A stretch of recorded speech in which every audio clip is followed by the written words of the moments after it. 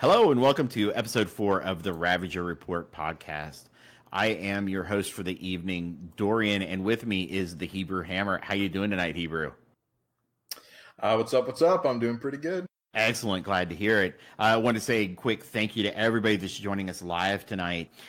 If you are interested, you can find us on our Discord at discord.me/Ravager Report and listen live every Friday night when we record the show.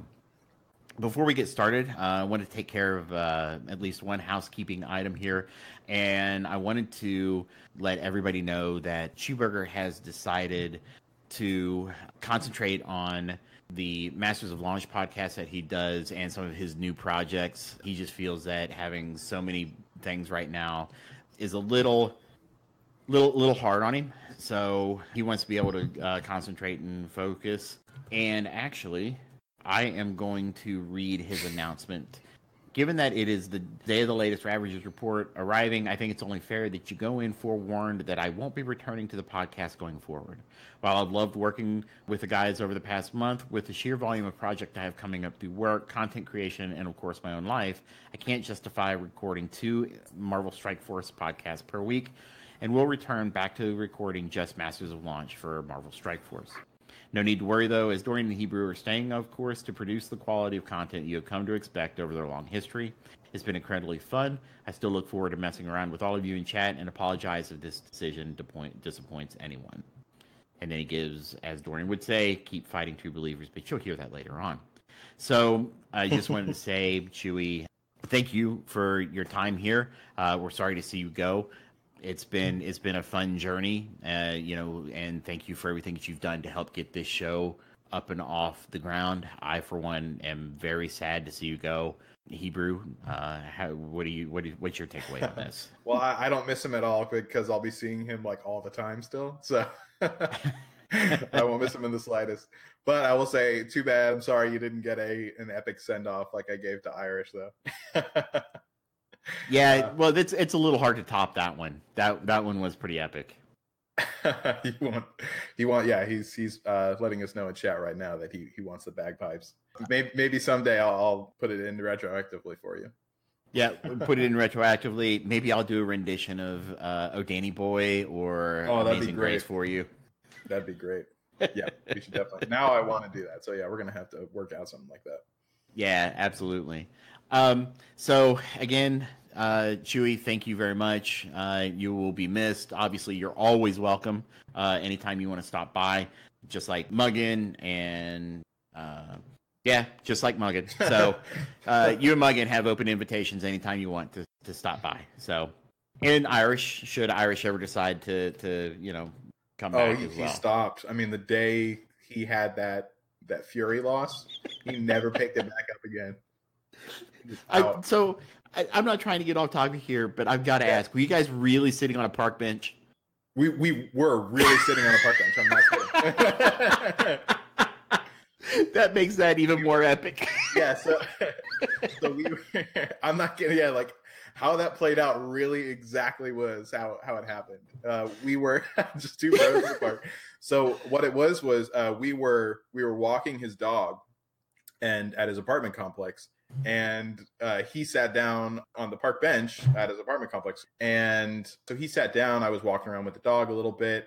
And yeah, he lost a match. And then he just started to be freaked out. And I don't remember the exact word of it now, but what I said in the thing that I gave him was exactly how it went down. You really could see the rage in his eyes, and it was crazy.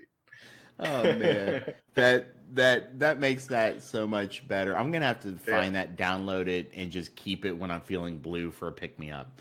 I've played it a couple of times. He plays it all the time, as does our other buddy that played, who occasionally came on our show, Jangles. He also messed around. He literally, whenever I showed it to him, he was like, "This is legitimately the greatest thing that you will ever create." Yeah. Yeah, I did something. That's the pinnacle. Yeah, that absolutely was the pinnacle. I did something somewhat similar for Star Wars because a guy keeps calling me Doreen. Doreen. Yeah, don't know why. I'm not sure what's going on. English may not be his third or fourth language even. Wait, where? in like the guild chat in Okay, Star gotcha. Wars Galaxy of Heroes. So I kind of rewrote the song Jolene Hmm. from Dolly Parton to Doreen, making all Star Wars references with stuff that Oh, he said gotcha. in game. So Yeah, that's I cool. know. So I truly appreciate what you did there, because I love doing that type of stuff. It's epic. So Yeah, it was pretty cool. all right, so get us back on track now. We did pick up a new patron this week, though. So want to give a big shout out to Powwow. Thank you, Powwow, for joining us. We do appreciate it. If you like what you hear and want to help support it, or if you don't like what you want to hear but want to have a bigger voice in what we do, then feel free to join our Well, I mean, it's true. That's a hell of a pitch. Yep. Hey, if you don't like us, throw money at us to make us do what you want us to do. You can join us on our Patreon at patreon.com/Ravager Report. We do have tiers going all the way from $2 up to $20 with various rewards from each, starting with special access to our Patreon site on our Discord, all the way up to getting, Patron of the Week segments and things of that nature. We're still working out a few of the kinks. Unfortunately, with my having been on vacation this past week, we've not been able to work everything out as much as we'd like. So we still are working those things out. But thank you, Powwow. We really appreciate it, and we hope you like what you hear going forward. Now, let me ask you a question real quick before Yeah, we absolutely. move on. So let's just say someone paid us a ridiculous amount of money to stop doing the show. Would you do it? It's an integrity. Well, yeah, I'll just go back to SFTC. I'm about to say, yeah, we could just rename the show. Or we'll just rename the show. I mean, we'll do something. We'll figure out something. But if they don't like, if they want to rename, if they want us to quit doing Ravager Report, sure, that's fine. I think there's a power core. How much would it be? How much would it take, though? How much would it take? Oof, it'd probably take a whole lot. I mean, considering how much we dropped for the Podbean subscription and everything else. That's true. Yeah. Yeah, it would take a good chunk of change. Yeah, I'd agree with that. But yeah, I would try to trick him into being like, okay, so this show we can't do. And then they'd be like, yeah. And I'd be like, okay, fine. And then I'd rename it the next day. Yeah, absolutely. We already know how to repoint, so exactly. Yeah, we can figure that one out. So let me ask you then this. What did you do this past week? So this past week was a pretty big week in a way. I lined up some vacation stuff that I have coming up. So me, my girlfriend, my family, and my cousins are all going on a cruise to the Bahamas. That's coming in May, but we just set it all up, and so I'm super excited about that. But yeah, other than that, it's just kind of the same old. We have a lot of podcast projects coming up. I'm trying to get some stuff set up. We'll get into the podcast stuff later on, but I'm trying to get some stuff set up for potentially doing some Twitch stuff in the future. But I'm trying to get better internet for it, first of all, because my internet's just terrible, even though I pay so much for it. Just apartment complexes are terrible with internet. But yeah, other than that, that's pretty much it. Awesome. And what about in game? Did you do anything cool in game this week? So I managed to 5-star my Venom, so that was pretty cool. Congrats. He's still only like 6,000 though, so he's pretty useless. But the point is that he's up there, so whenever I need him, I can call upon him. I'm still working on my defenders. I've added a bit to them all around. It's really hard to move up an entire team. Like I know, yeah, anyone that's ever worked on Fury, like Shield team and Creed team, like I'm sure you guys know, especially, it is ridiculous to move up an entire team at once.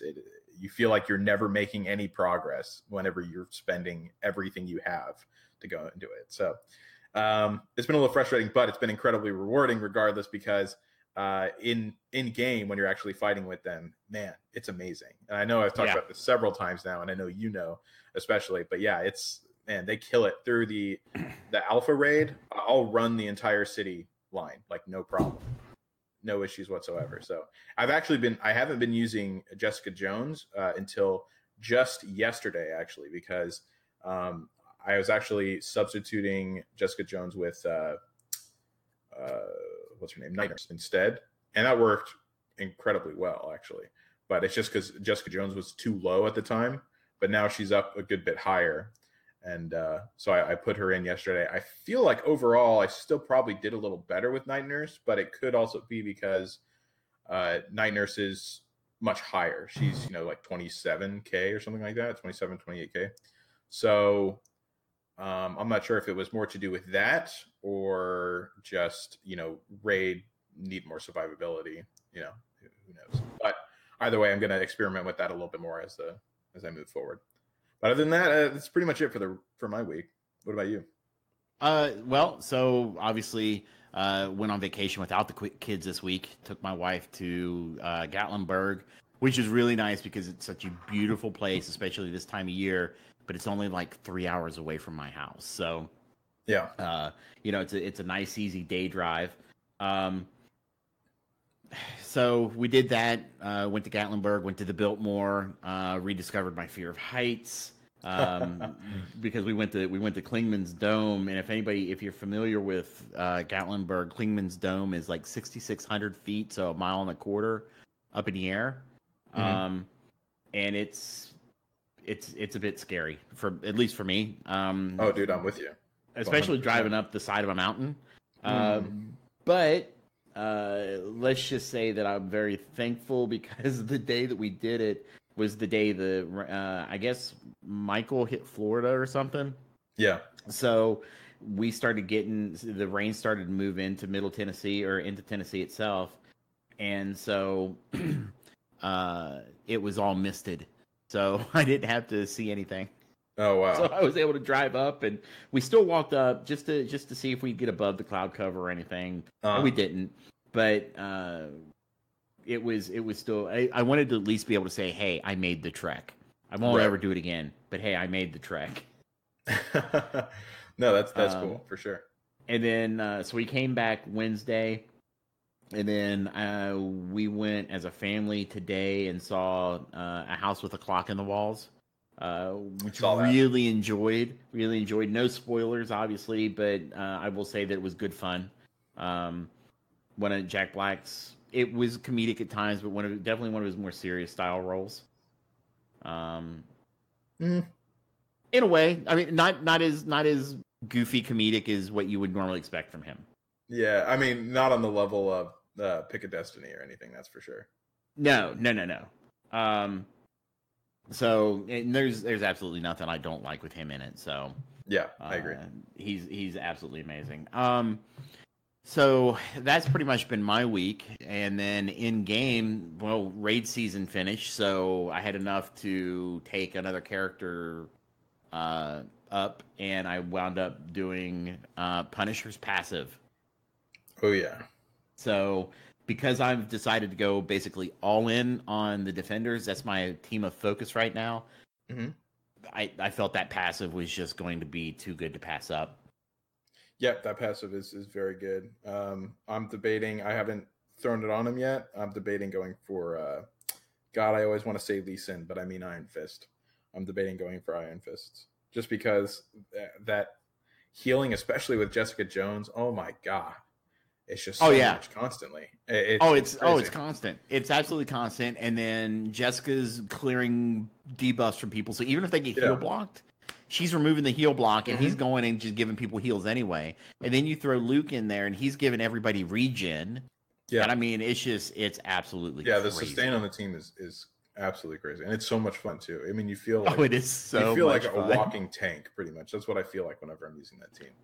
Yeah, absolutely. I mean, my defenders team is only, I want to say altogether, it's less than 110K. Mm-hmm. I'm about the same. Luke is my highest at about 26K. Then Daredevil at 21 and a half, and then Jessica Jones, Iron Fist, and Punisher are all within 200 power of each other at around 19.3, 19.2, and 19.1. Oh, okay. So yeah, that's the displacement, I guess, because my guys are all around like 20, 21, 22, but you have Luke Cage up a lot higher than the rest. Yes. So Luke. he's really holding it down for your team right now. Luke is really holding it down for my team. Now there are times where he doesn't, because He's really dependent on Jessica's RNG ability, on how much energy he gets. Sometimes I'm getting and it's kind of tricky because you got to decide: am I going to throw a defense up right now, or do I need to taunt and risk him dying, or do I throw a defense up and still risk somebody else dying because they focus down Punisher or something? Right. So I've had that happen. It's a little tricky. Daredevil may wind up being my next passive that I upgrade simply because he gives that extra 5% speed boost. Mm-hmm. And I know it's after everybody else goes, but it's still 5% speed boost to all the defenders. So I really heavily weighed that passive as well, and that's one that I may do next. Yeah, I suppose if you use the team a lot, then it's not a terrible idea. That's for sure. But, I mean, I love the Iron Fist one that you mentioned, and I waffled on that a lot because I'm sitting right at it. But it's only like 10%.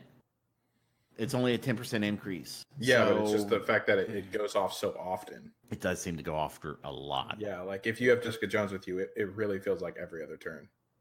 Oh yeah, 10% starts to feel much more significant very quickly, at least in my opinion. But that being said, I'm still saving. Like I haven't used my T4. I have a lot saved up. In fact, let me see how many I have saved up because I haven't looked through everyone's abilities for the special and ultimate yet. So I don't know who I'm going to throw down on. But yeah, currently I have 601. Wow. Yeah, though I'll be honest, the specials and ultimates, or the specials and the second abilities or whatever that I've looked at, I've not been super impressed yet. Mm-hmm. And there's not been anything that I've seen anyway that makes me go, oh, I wish I'd have waited. Yeah. For me, I'm just like, I'm limited by my level anyways. So until I get up a little bit higher, I'm not really concerning myself with it. What level are you? I'm still 65. Okay, so I guess I'm almost 66. Well, that's cool. I'm about 5,000 experience away. Mm-hmm. I guess I was just. Does that make a difference? Or are you talking about being able to do the specials? I'm talking about being able to do it, like upgrade it. Wait, you can upgrade at level 65 for your T4 abilities? Or am I not understanding what you're saying? No, I'm talking about for my special and my ultimate. Okay. The 68 and then the 70. Okay. Yeah. All right. So that's what you're saying. I haven't read through those abilities yet, so I haven't decided because I'm gonna pretty much set a day and go through every single character's abilities for their special and ultimate and decide what I want to do. Oh, I've already kind of passively looked at a few of my my top players, but I haven't seen anything that's like really been like crazy for me yet. So I think there was like one or two, but I just don't remember which ones they were right now. But yeah, go ahead. No, that's all. I was just I was confused. I was like, but you can use them now. But now I understand what you were saying with doing the special and the ultimate. Yeah, the special and the ultimate specifically. Yeah, because everyone else is like I've already put abilities into the particular people that I wanted for the passives and the basics that were available to me. So I already have all that taken care of for the most part. It's just the special and ultimates that I want to focus on next. Oh, that makes perfect sense. So yeah. All right. Well, I think you were still on. I want to say you were still doing what you did that week. Oh, in game. Yeah. Well, I got Venom up to 4-star. Thank you. You know me. I lose track sometimes. Yeah, no problem. How far away are you from 5-starring? I just got 4-star.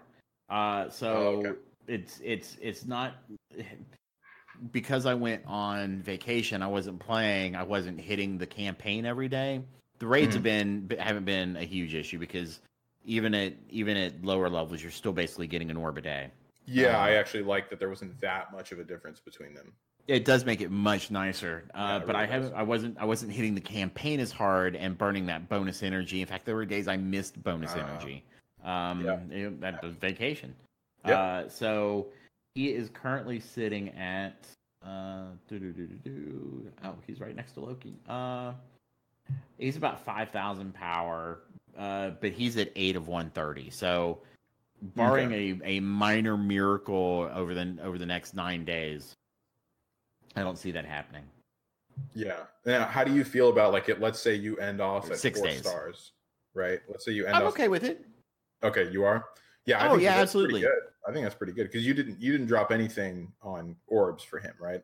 No, I didn't drop anything on orbs. And, like I said, had I pushed the campaign harder, I might have been, 2 or 3 more orbs into it. So I feel like I should have been maybe 100 shards away. Right. But I'll get another 7 orbs or so, and I'll finish up at least close to 5-star. And then obviously I unlocked Loki since our last one. And he is currently level 35, around 4K power. Actually, he's about to go up a little bit. Yeah, 4.3K now because I just equipped a piece of gear to him. And I'm enjoying him. I actually was using him in Blitz with a Mystic team. Even at that low power, and all the other ones are pretty high, and he did pretty good. So I got to say that what little I've been able to play with Loki, he's been impressive. Yeah, I'm just glad he's fucking out more than anything else. I mean, like out to and available to everyone thanks to the blitz that we had and the blitz that's going on right now. Can't believe it's taken this long from whenever they originally announced it to finally happen. I think it's crazy. Yeah, it is a little insane. Yep, but fuck it, we got him. Yep. Yeah, we do. So that's pretty much been my week. I'll be honest, I put a little bit of work into Groot. Oh God. Well, that's disgusting. No. I run a rock. Oh, cool. Well, yeah. Yeah. I wouldn't use. Okay. Caveat: I will not use Groot anywhere else. Yeah. But I use him in Blitz right now, and I use him with Star-Lord, Rocket, Gamora, and Thanos. Right. And they do some work. At 8-3, they're crushing people. Yeah. I've heard people say, "Oh, well, you don't have a remover from that team or dispeller," and I'm like, "Yeah, I don't need one." I burned people down so quickly, and I actually gave Groot's his first ability, the Death Proof. I actually upgraded that this week to, I want to say level 4, maybe. Let's see, Overgrowth. No, I'm sorry, I put it to level 5. So he always death proofs himself and the 3 lowest health allies. Yeah. And that's phenomenal. Yeah, I remember for the whenever they data mined the T4 upgrades. You're talking about the level 7 on the specials? Yeah, so whenever they data mined those originally, Groot temporarily had a double death proof. He still got it. Upgrade. No, that's not. I'm looking at it. Now. I'm looking at it right now. Level 7. Apply 2 death proof to self. That's for himself. That's for himself. This was for AoE. It was an AoE double death proof.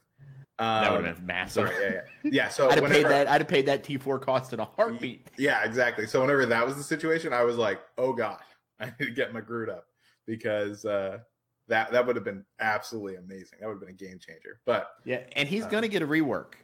Yeah, he is. I hope it's good. They've done really well on rework so far, so I have faith in them to do that. Yeah, I will say their reworks have been really good, and I look, I'm 2 for 2. I'm calling Groot as number 3. Yeah, I mean, if you pick the shittiest champion in the game, eventually you're gonna be right because they're gonna get to it. Wait. Eventually gonna be right. Oh, you'll eventually be right. I called Thanos early. Yeah, I called Luke Cage, albeit only in a defender's team. You don't want to use Luke outside of a defender's team. Yeah, I mean Thanos.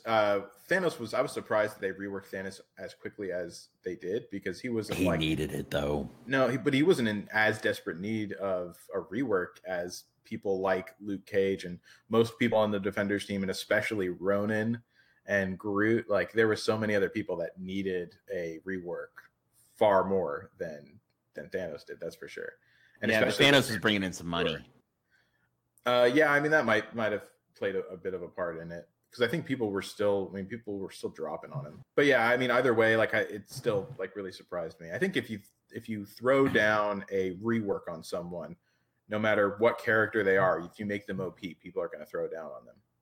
Yeah, they're gonna put money on it. So, yeah, I was really surprised by that. But I'm glad that they did it. I'm still surprised that Ronan hasn't gotten his yet.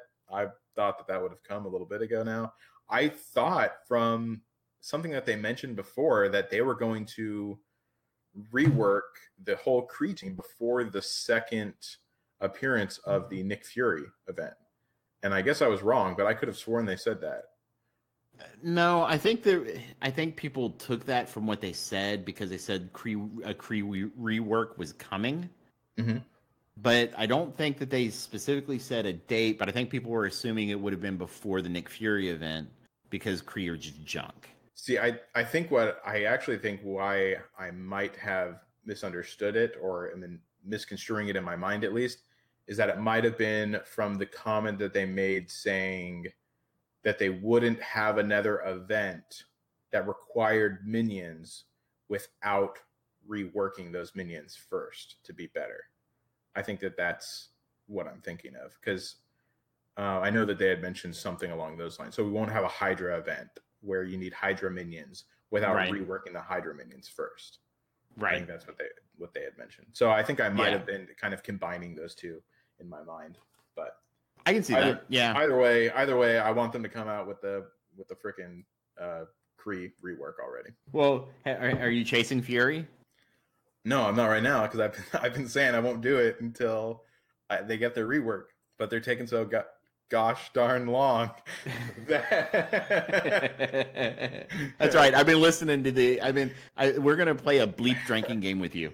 Yeah, I think that might need to be what happened. Jeez, there goes my grammar. But yeah, I just want them to rework it because I just can't. I don't know. I can't bring myself to invest in a team that's shitty. I just can't do it. Like I want it to be better while I pump them up. Otherwise, I feel like I'm just investing in garbage. No, I get it. I understand completely. In fact, this week I got my second Kree to 5-star. My second. And that's only because I was looking at Blitz going, man, he's at 127 of 130. Whatever. Like, might as well push him over the edge. Might as well push him over the edge. But I'm doing nothing with Cyborg. So Cyborg's sitting at 29 of 130. Reaper's sitting at 22 of 80. And Noble's sitting at 12 of 80. And I'm like, I really just don't care. Yeah, I mean, it's getting to the point where Fury's just so... I mean, he's always been ridiculously good, but he's so useful in every mode now. Like, after I saw how ridiculously good he is in... Dark Dimension, I'm like, all right, I gotta get him. So yeah, and we'll get to that atrocity here in a little bit. Yeah, the next thing that happens, I think I'm probably just gonna have to fold and start leveling him up and get him all the 5 for the next event because at this point I need him. You know? Yeah, everybody's gonna need him, but man, that investment's just so hard to swallow. Yeah, because it's like not only is it you have to invest in the Kree, you have to invest in Shield as well. And I already have Korath and Ronan up to 6 stars, I think, both of them. Right. Just from shitty drops, at least for Ronan. You know, I've never tried to go after Ronan. But, like, I still don't understand why I can't use them. And now we've kind of put ourselves in a corner where I don't think they'll ever really let us use them in that event because so many people have already been screwed by that. You know what I mean? Right. Oh yeah, so, if they did it, Reddit would there'd be an uproar. Explode. Yeah, have more explosions.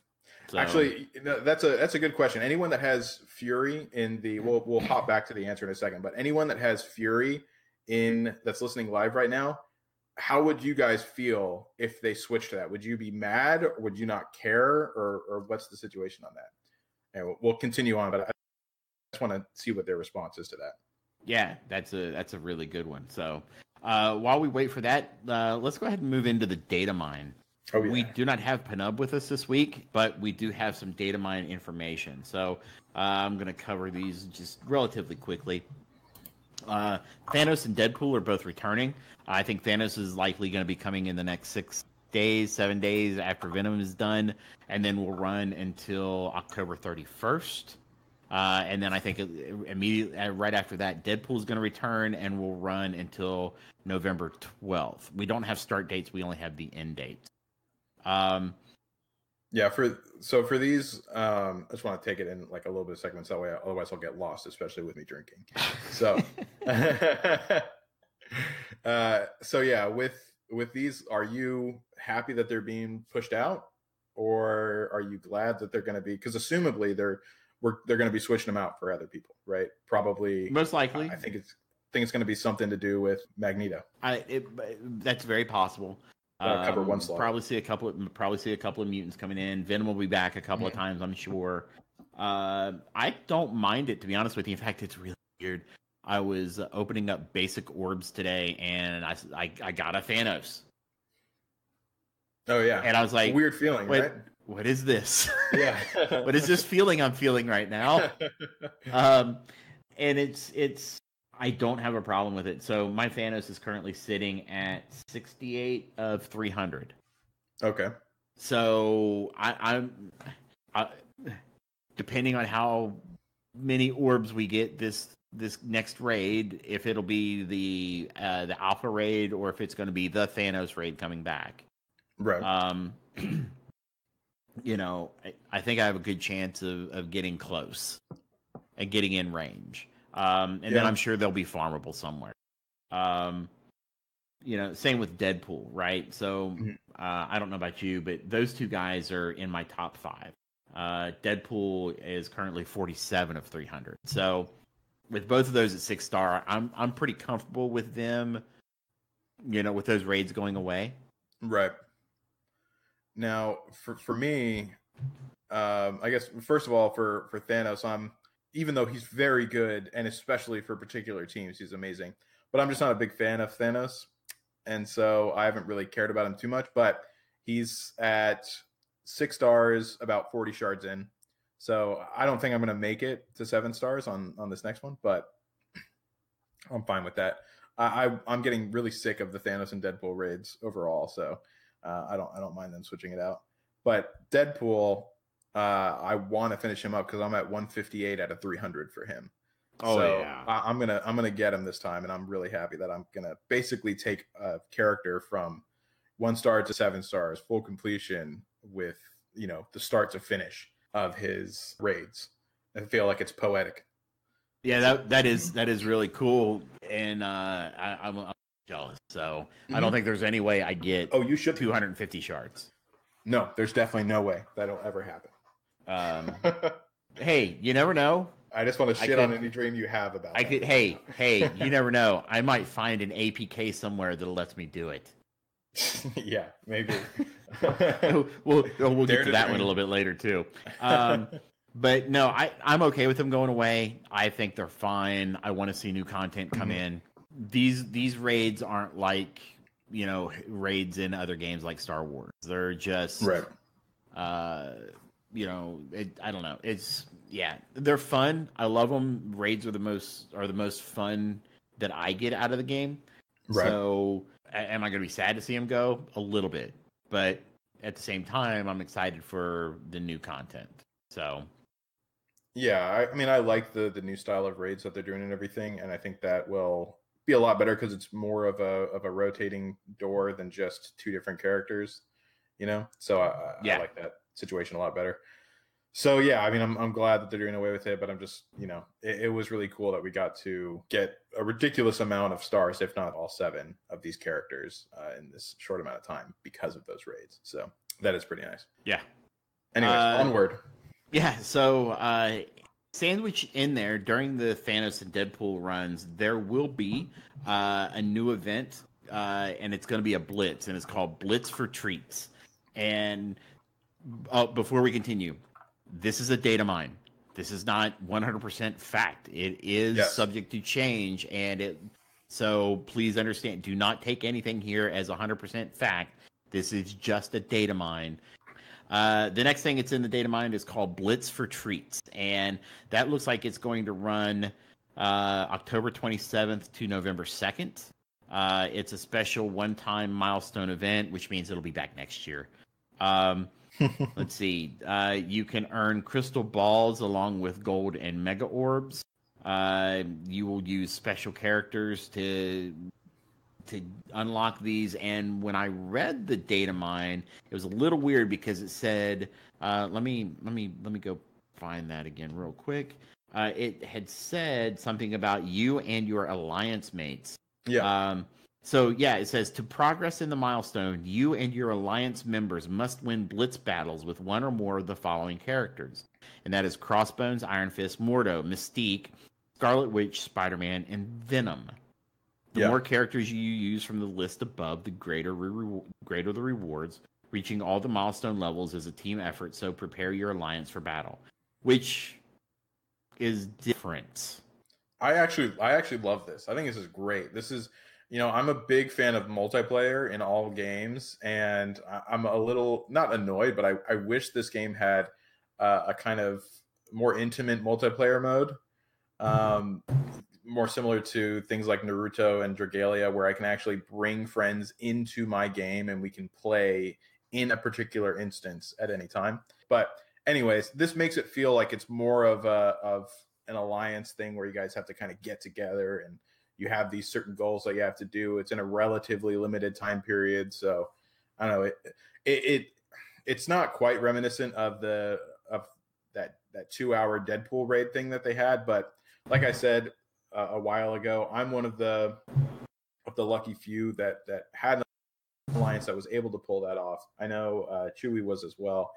And I'm not condoning what they did. I think it was terrible for all alliances. I mean, what did Casino call it? Happy Alliance Explosion Day? Yeah, Happy Alliance Explosion Day.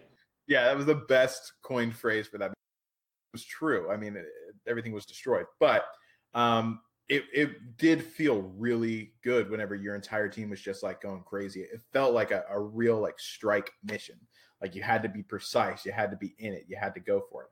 So it was pretty cool. And, this isn't quite that, but at least it's like another thing for you guys to all band together and do. So I'm a fan of that. Actually. Yeah, I'm kind of on the fence only because I don't know if this is going to replace the blitz that would run in that time frame.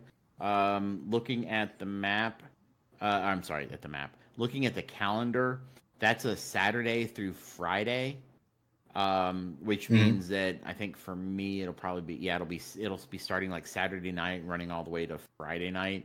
I don't know if it's going to be it'll be replacing their normal blitz or if this is going to be on top of the normal blitz. One of the things that I find most frustrating about this game is it feels like I have to constantly be in it to be competitive, right? I completely agree with you for the blitz aspect of this game for sure. Yeah, so I get worried about this just being another one of those where now I've got to be in there and now I've got to freak out because maybe my alliance just doesn't. Maybe people in my alliance don't care. Not saying they won't, because I've got a great alliance, but what if, right? So it's just I just get worried about these types of things where you're having to rely on other people. So yeah, no, I get that. I don't think it's going to be that intense, so I don't think it's going to be too much of a problem. This sounds to me like it's going to be more of a I mean, of course you want to hit it as much as you can, but like I don't think it's going to make too much of a difference overall if you don't go at it like crazy, and first you do go at it like crazy. So right, I'm not sure. We'll see whenever we get a little bit more information about it, but I think it'll be fun to mess around with. I'm a big fan of experimentation on these games, and I'm just glad that they're trying something new. Yeah, no, I get that, and I'm looking forward to seeing what they do with the crystal balls because apparently they're all going to contain like 140 featured character shards, some gold and items to help gear your people up. So we'll see what they contain. We'll see what they look like. We'll see what the featured characters are because I'll be honest, if they're featured characters that you can get from the Blitz store, Spider-Man and Luke Cage, I'm probably just going to be like, yeah, whatever. Yeah, although it might not be bad for nice. free. Yeah, it is nice to see them starting to change the featured character thing. So yeah, that's true. I've actually got Nobu on there right now. So yeah. All right. So yeah, that's Blitz for treats. We hopefully we'll get some more information in the coming weeks about that. Now, Mystique is already in game as a character. She got dropped in today, I believe. Oh, I did not know that. Yeah, if you go to your roster and I want to see her by character mutant, model. her character model is in the game. Oh shoot, it's loading. Oh yeah, I like that. Yeah, and she looks fantastic, right? Oh yeah. I mean that character model looks absolutely awesome, and looks like they captured her really well. So, I haven't had a chance to go through her kit yet or anything like that. In fact, I give a shout out to Avenue Assassin because I happened to notice where he said where he asked Mystique is in game, and I went and took a quick look. So he noticed it before I did. So Man, I that have character not gone model through her kit. looks great. That character model looks Right? so good. They're It so looks good. amazing. It's ridiculous. They are so good at the character models. They really are. Damn. Fuck. Except when they Yeah. start reusing them, Venom. Yeah, that's true. They used the Hulk model for that one, right? AIM. Oh yeah, that's right. The AIM monstrosity. The AIM monstrosity. And right. Hulk may be the same character model. Yeah, I mean they're all big, giant, bulky guys. So right. So I actually kind of overlaid the character models, and it's it's. I don't think Venom is Venom as big as Hulk is. Just like I didn't think he was, but I mean he's big. He's real big. Yeah, Venom is big. I mean, Venom is I very saw the big. movie and I saw he was really big, but I just never knew he was that big. Yeah, I haven't seen the movie yet. He's a big boy. Well, yeah, it's Tom Hardy. Well, I mean, Tom Hardy actually isn't that big. He's like 5. Have you seen Bane? Yeah, he was in whatever you call it, Lifts the whole time. Did you know that? Really? Yeah, he's like 5. No, I didn't know that. He's like 5'8", 5'9", I believe. Okay. So yeah, he's how tall jacked. are you? He's jacked. I'm about 5'10", 5'11". Okay. All right. I'm like 5'5". You're like 5'5"? Yeah. Okay, so I mean, so bigger to you, I suppose, but I mean, yes. Still, he's like I don't know. That is not the Hulk model. I can tell you that. That is not the Hulk model. It looks too different. The monstrosity though, boy, it looks to be almost dead on monstrosity when you see them together. Yeah, it really is close. Because if you like go into Blitz right now and go build a team and put them in there and have them like standing side by side, they have like the same almost like the exact same animations too. Right. So yeah, I think you're right. But we're getting off topic here. The character models in this game are absolutely beautiful. Mystique's character model is phenomenal and looks great. So she, according to the Datamine, will be available come October 22nd. That is a Monday. She will be in a hard node only. I don't believe there's going to be a campaign event for her. At least nothing has been announced yet. So they're saying that she'll be available in Villains 5-6. Right. So what are your thoughts on Mystique being a single hard node character? I mean, I don't. So there's good things and bad things to it. For her being only farmable from one node, it's going to take forever to level her up. And I don't know what the requirements are going to be for Magneto. I assume they take that into account whenever they will work the requirements for Magneto. But yeah, I mean, it's going to take forever to level her up. And so I'm not a big fan of that. I'm hoping that they supplement the fact that she's going right to a node with blitzes, because that would make things a lot easier. But I'm not sure. I'm hoping and I'm thinking that they're going to do that. But if they just keep it as that one node and they're not planning on doing blitzes, that's going to be terrible. So I can tell you from experience playing another game that does stuff very similar to this with Star Wars Galaxy of Heroes, because I don't know how much you follow other games of the genre. I mean, I played Star Wars a good bit, but okay. Well, they just announced that they were going to have Revan in game, and it's going to be a hero's journey style event, and you have to have like 7, or five characters at 7-star, and 2 or 3 of those characters just became farmable last week. The event's releasing in next week. Right. So if you're not spending money, they're calling Revan the most expensive character in the game because of how much you have. He's the biggest paywall. But people will pay for that because they wanted Revan so bad.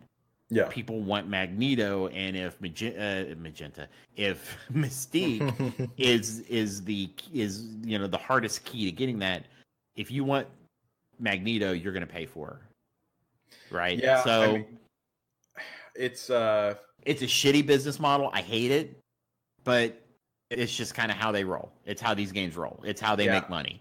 I'm thinking about it, and if they do that, which I think there's going to be a star limitation. I truly think that there's going to be like a 5-star limitation or something like that. Like, you're going to need that in order to participate in whatever this thing is going to be. But I have a feeling it's going to be tougher to get her to that. But I really hope that they're going to do Blitz. If not, even though I'm going to absolutely hate it, I'm probably going to throw it down on it because I'm not missing out on Magneto. I'm going to have a full Mutants team no matter what. And so those bastards are going to play me like a fucking fiddle, and they're going to get the money out of me. The only person, only because it's Magneto, if the only other person that would get that much money out of me would be, of course, Gambit, which most people know by now. I'll not Vision? You're not going to drop that on Vision? Vision can suck. Vision. Family friendly. Family friendly. Vision, I will not participate in. That's going to be a weekly thing. You know that, right? Yeah. I agree with you. Look, these games, these companies. No. Okay. Well, you don't. You're free to play for the most part. I think you've only got one pack, right? Yeah, and that was due to Patreon donation. So right. Because I put it back into the game so that I could talk about Storm with the players. But technically you're no longer free to play. Yeah. So anyway, look, I've thrown a little bit in there. I'll admit that, but overall, I try to stay very free to play. I would say, you're like 99% free to play. Right. I mean, look, I semi-regret Storm and wish I'd have maybe thrown it at Venom or something, but Storm's an amazing character if you use her right. I switched course and went all in on the Defenders, obviously. So I mean, I still think I stand by what I said. She is amazing for one particular job. Outside of that, I think that she's lackluster at best. Well, what I need to figure out, I don't have her at 6 stars yet, but in the new atrocity mode, I want to see if her charges carry over if she revives. Oh yeah. If they do, that makes her even more amazing in there.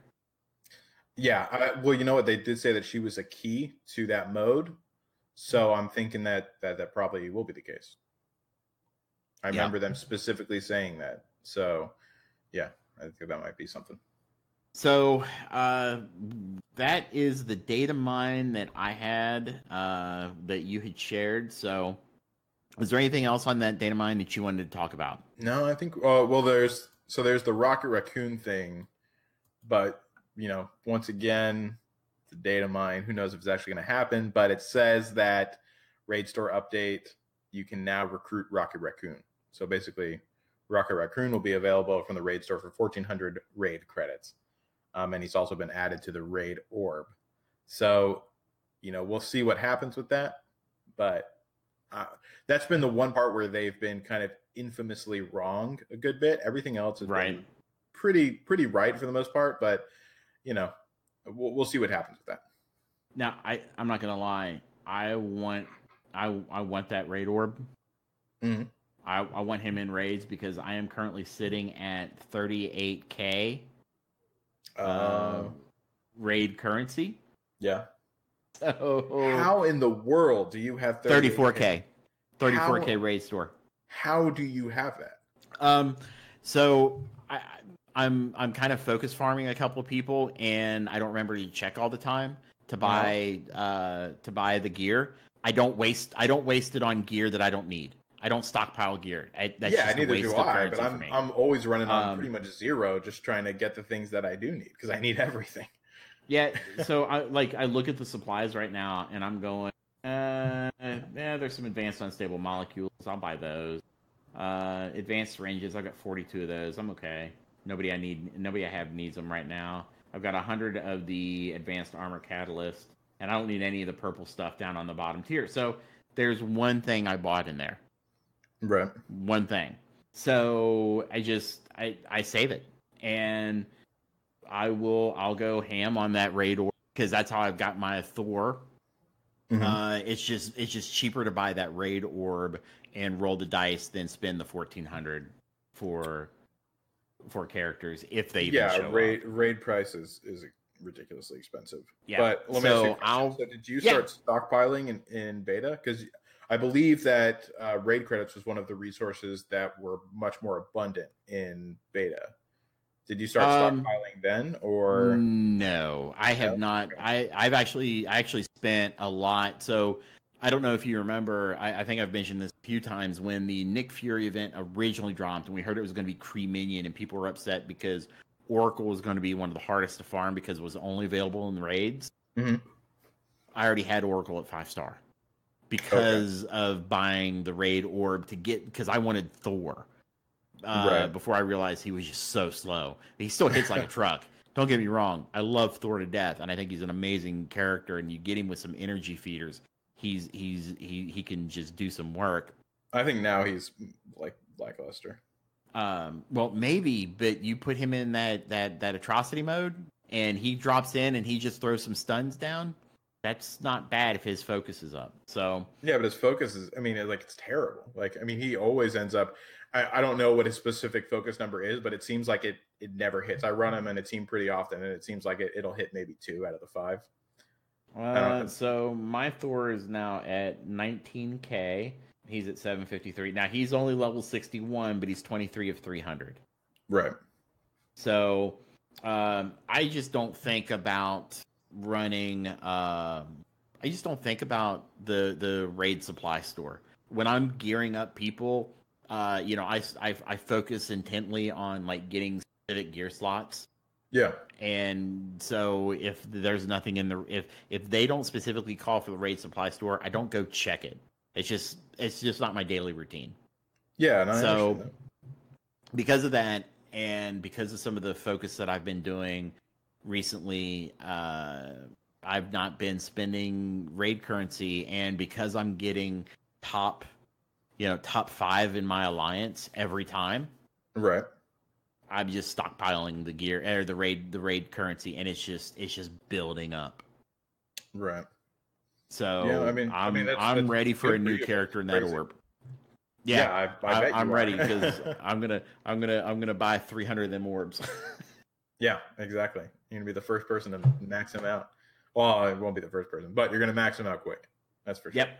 Yeah, I hope to. I'm gonna go out on those orbs when they come in. So yep. So now we're on to the news of the week, and we didn't really have a big news week, as in we didn't have a lot of things to talk about, but we did get an update today, discussing some of the things that happened this week. And the biggest thing that happened this week was the Dark Dimension dropped. Before we get into too much else, what are your thoughts on the Dark Dimension?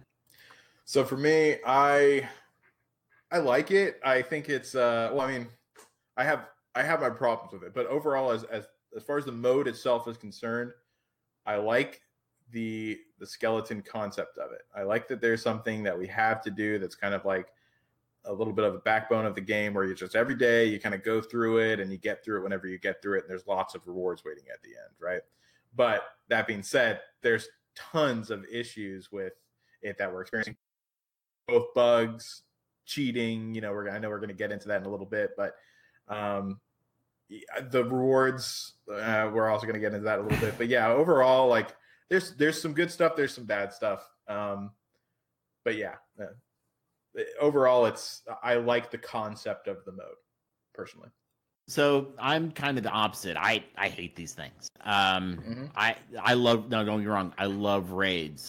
But the thing about the raids is that they're time limited. They actually help increase your team in a better power curve growth chart, whereas the Dark Dimension does not. The Dark Dimension is throw what you can at it every day for 6 months, and then at the end, hooray, you might get something good. Maybe. Not might. You will get something good. No, maybe. You're going to get, so you get a guaranteed number of gear pieces, and you get, 5 or 6 fully crafted gear. But if you don't have anybody that can use that gear yet, or that's a problem we're going to get into. But yeah, I mean, but there's definitely a lot of stuff that you get, and I would not call any of it bad. Like, I mean, it's stuff that you are, regardless of where you are right now, you're going to need it eventually. It's the return on investment, right? So maybe. I mean, I prefer power curves, right? I prefer growth charts. I prefer that characters and events take you on a growth curve that makes it worth coming back every day. And this does not do that, right? So remember back when Ultimate 6 dropped? Yeah. Right? People would not do, even if they could complete the 30, they wouldn't do the 30. And why is that? Good as the completion for the previous. Right. So what we're seeing here is something very similar in the fact that you're going to come back week after week after week to try to complete this, to get this gear, right? And even though the gear itself is nice, you get nothing for each individual node you complete. Now that I agree with you on, but I think that's kind of a false equivalency that you're making, because I don't think that the end game result, like even if you take away the gold, right? I think that the end game result justifies the means. So I think that playing through it all, it's going to take a long time, but you get so many rewards that, I mean, and I'm a guy that has always preached exactly what you're saying, where I feel like you have to motivate me to do something, right? And I'm always usually on the end where it takes much more than most people, I think. But apparently in this case, that's not the situation. I would rather have an opportunity to farm the orange gear and gain experience, then what's the point of Dark Dimension? I would rather farm it. I would rather get the experience, the gold, other gear as well. This mode is nothing but a time sink. That's all it is. You get nothing out of going in every day and doing it. Well, it's an end game mode that rewards your player. No, it's not an end game mode. This is a time waste mode. No, I would say it's definitely an end game mode. For people that have tons of characters up at max level at 6 stars, right? They're at end game, right? That's what I would quantify as end game. They're able to make it through this much more easily than we are. You need end game content in order to be able to go through it. But that's not really. I get what you're saying, right? And I to me, in-game content is something that you work towards. This is not something you work towards. I've got 6-star characters right now that I can just throw at this. So I'm doing in-game content without having in-game characters, right? It is what you're saying. No, you have some end-game characters, right? You have some end-game you just don't have as much as everyone. I don't know if I'd really say that, but this isn't even the end game mode. I mean, we already know that, but this is the precursor to the end game mode. So this is supposed to be the easy mode, and it's going to take months. The easier mode. Well, right. I don't think that's true necessarily. There's lots of people that are. I mean, for definitely people that are us and a little bit below us, for sure, it's going to take a long time.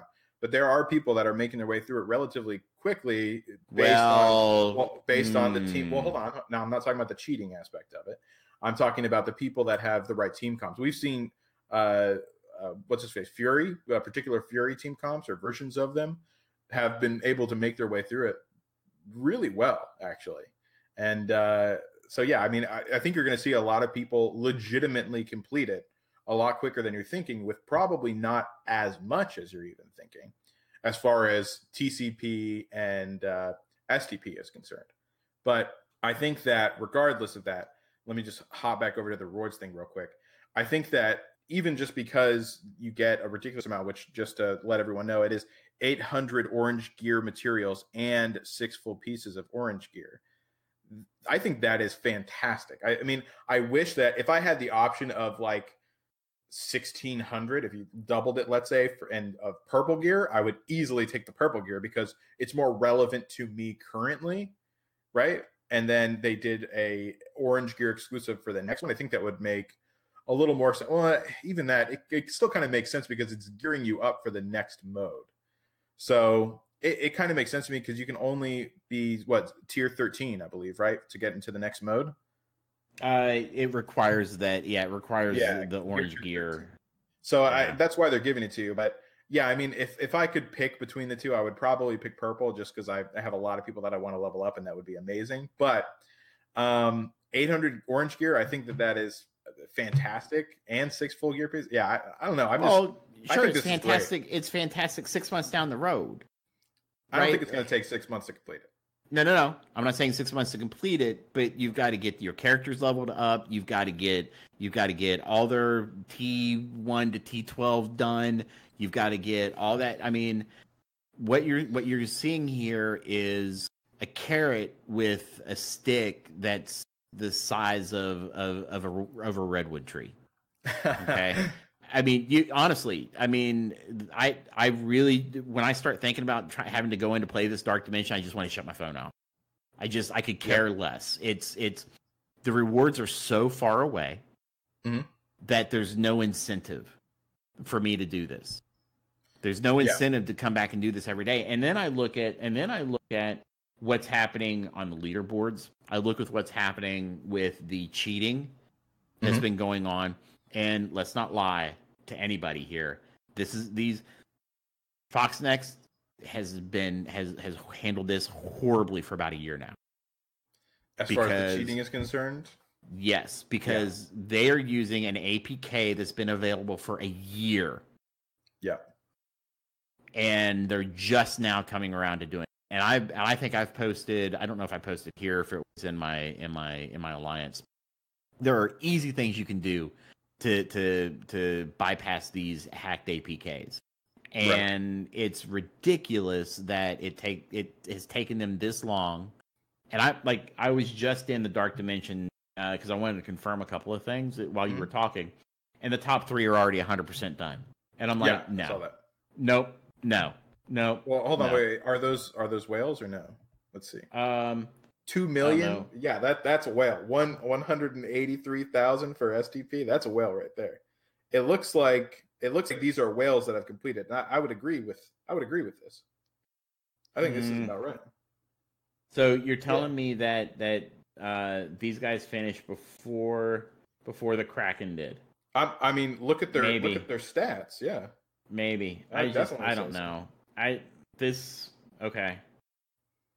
So I mean, here's a guy. The total collection power is 1.39 million. What's his STP? The team that he's been using 156. Well, wait, no, that's 166. So yeah, I could see him potentially completing, especially if, don't forget, these people are obviously whales, and you can buy health packs. Yeah. So yeah, I think that they've pretty much gotten rid of all the cheaters that have at least shown themselves in this mode. But here's my problem with it. This is the big thing for me. It showed how much was going on in the background this entire time. I had no idea that the cheating had gotten to this level. I was blown away whenever I looked at the thing, and within like 20 minutes, people had 100%ed it with like 113K STP. And I was like, what the hell is going on here? And they just kept eliminating, and more kept coming and coming. First of all, these people are retarded, because why would you do that? Like, you're going to get caught. I'm glad that they did, don't get me wrong, but it's absolute absurdity. And there are obviously people who have that same mentality of, oh, I'm not going to do this because this is obviously a way for me to get caught. And they're still cheating, and they're staying, in the back because of it, because they don't want to show themselves.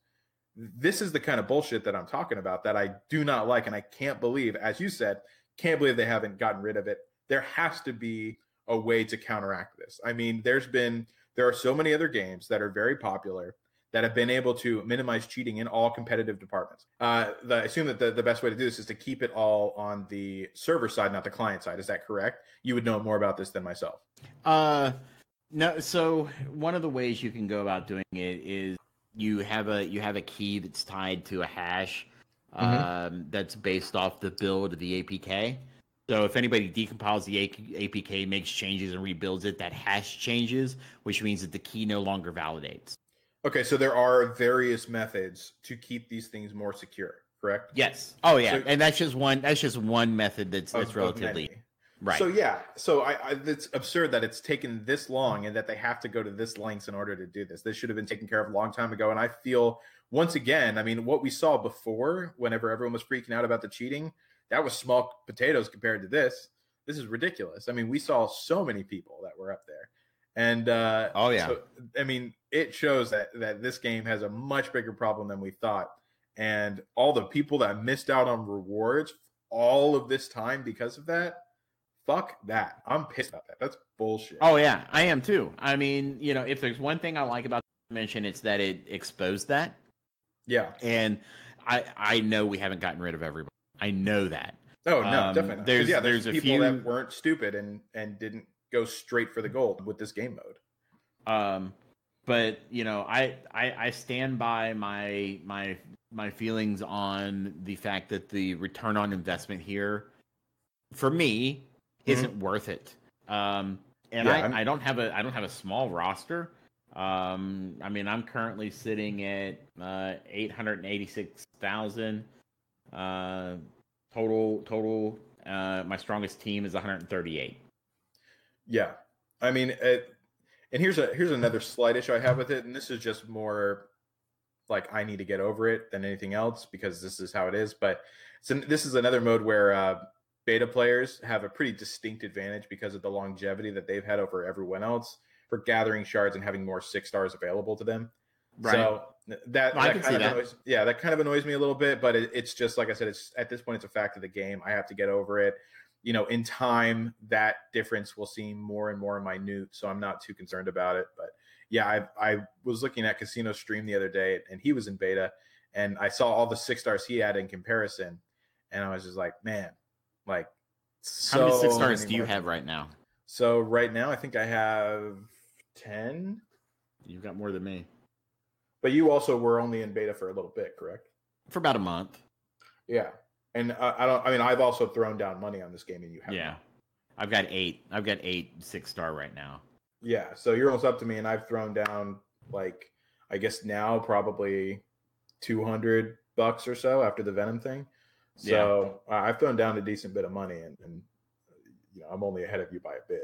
So, and you weren't even around for the full part of the beta. But anyways, regardless, it's just something I have to get over because that's just the name of the game. Yeah. And look, people like it, and I think that's great. You know, I want people to support what they put out. This just, I hate these types of things.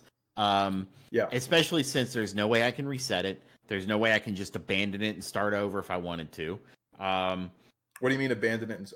Abandon all the progress you've made so far and start over? Right. Okay. Yeah. Yeah. You know, it's just it's ridiculous. I think it's this to me is not a game mode. This is a baton death march. This honestly is. Yeah. I mean, I will say it is nice that we do get a little bit of gold per node, but I will say that it seems like a very small amount per node compared to what I would have hoped for. But, right. And I know people talk about, you know, like the power levels kind of go down a little bit after the first one, but you got to look at the teams that are comprised in those at those lower power nodes. Like I think one of them is a Fury node. Yeah. And it's a 3.2 million power Fury node. And I'm not ready to bang my head against that brick wall for 2 weeks and not be able to do anything. I can't go back and practice old nodes. I'm obviously not getting forward because there's no progression curve for doing this event or doing this mode. There's 0 progression curve, and that makes it sucky to me. Yeah. And also don't forget for people who have Nick Fury and are trying to make their way through this, Chewburger84 did put out some videos yesterday, I believe, or last night or something, on how to work your Fury team correctly and make it through a couple of those nodes. So just know that that's out there as a resource for you. But yeah, that's pretty much my opinions on the Dark Dimension in a nutshell. Yeah, I mean, I'm gonna continue going through it. I've still got 1, 2, 3, 4, 5, 6, 7, 8, 9. I've still got 9 nodes to go through after I get out of the. Oh, we might as well call it 10. I've taken a million over 3 days. I've taken down, or 2 days or whatever. I've depleted 1 million of the first node. Yeah, I'm about 3/4 of the way down for the first node. Yeah, and I just I'm glad people like it. I'm glad people like it. Yeah. So one thing that they did also mention in today's update was the bans, and they have started, and they're actually, and they've mentioned on Reddit, they are perma banning accounts that they're finding cheating, and there's no warning. They're just doing it. Yep. I'm good. I'm glad. I want them to be absolutely royally fucked and lose everything they have. Yep. 100%. I want that. I want no refunds if they spend any money. I think this is great that they're doing this on top of what they've done with like the power core people. However, I want to know why it's taking them so long. And I've actually reached out to our contact at Fox Next, and I've not heard anything back, and I really don't expect to hear anything, because the hacked APK is what bothers me the most. So I know they don't have any. Let me put it this way: I know they don't have any comment on it. That they specifically have said that they have no comment on it. So they're not planning on releasing anything other than what they've said so far earlier today. Right, and that frustrates me, because I still don't feel that we're getting proper communication. Yeah, I mean, I would like will this happen again? What's the situation now? When can we expect it to be fixed? Are there going to be reparations for other people? That's the kind of information that I would like. But, we're not going to get it. Yeah. This burns me more than anything else. This hacked APK that has been out there for people to be able to use, that they just didn't care about until Dark Dimension.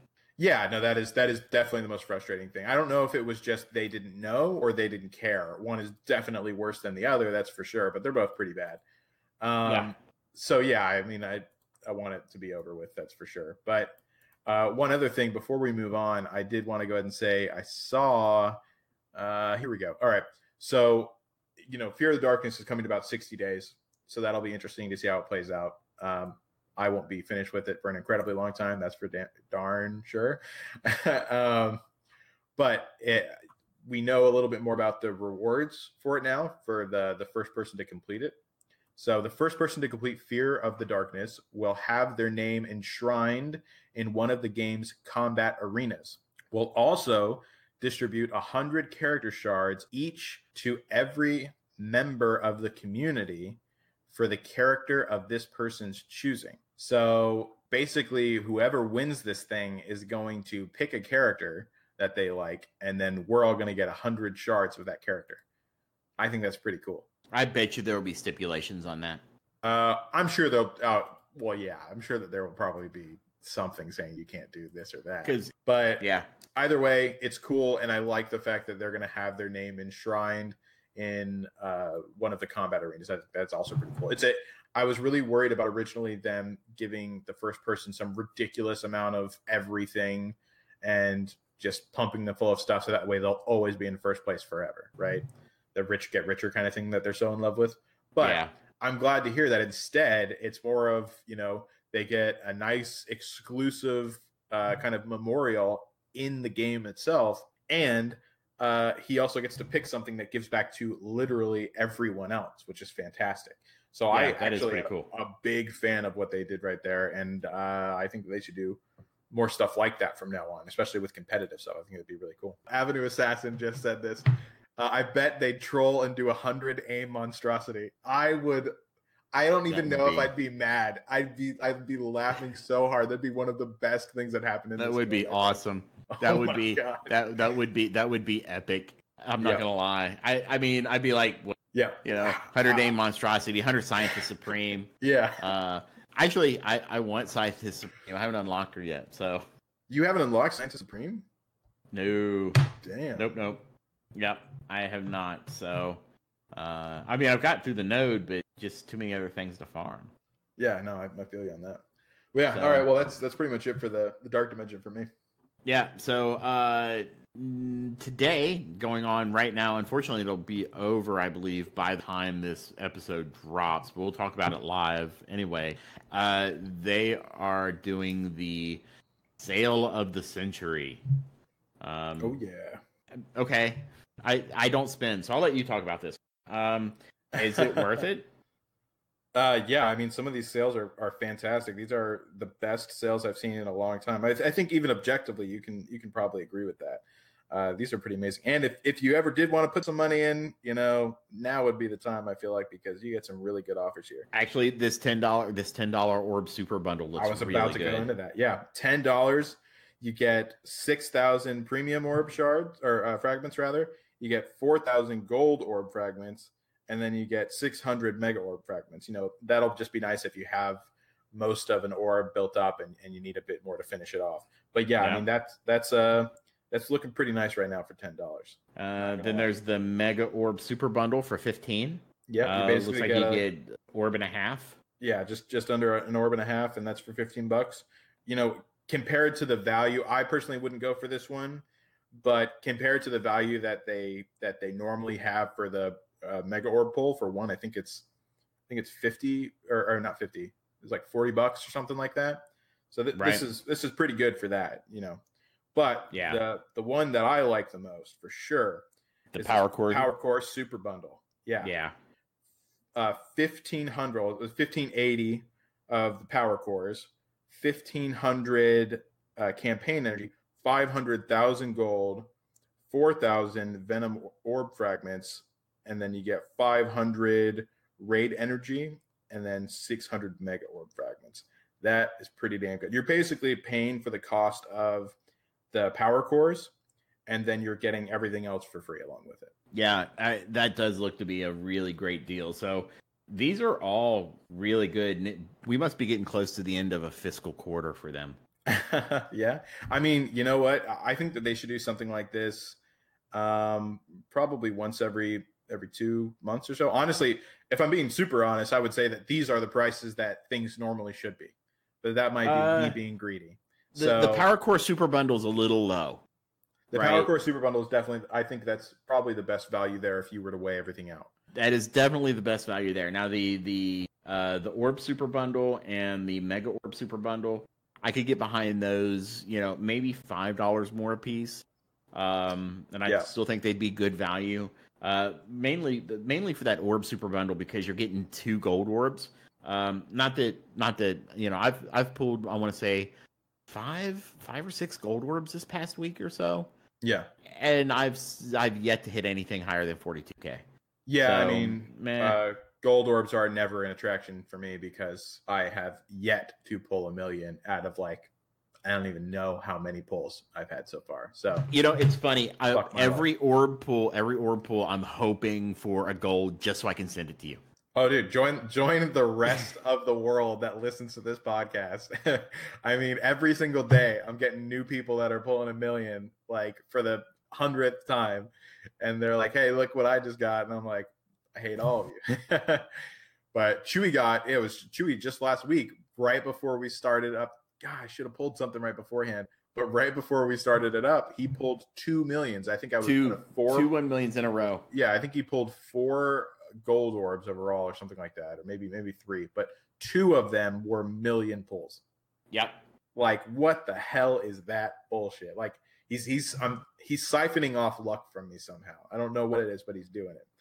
But yeah, anyways, really good value there. I mean, compared to what they normally offer, really good value. Don't drive yourself into debt with this stuff, but right. If you got the extra pocket change and you love this game, throw it down on there. And you know what? The more people buy of this kind of offer, the more we might see more price fluctuation or more occurrences of these. You got to kind of vote with your dollar, as Ira said. Oh yeah, you set right. We set the economy. If they come in with these offers and nobody's buying them, they're going to lower them until they find the point where people do. Yeah, and what will right, and they'll lower it until they feel that they can raise it up and kind of break even.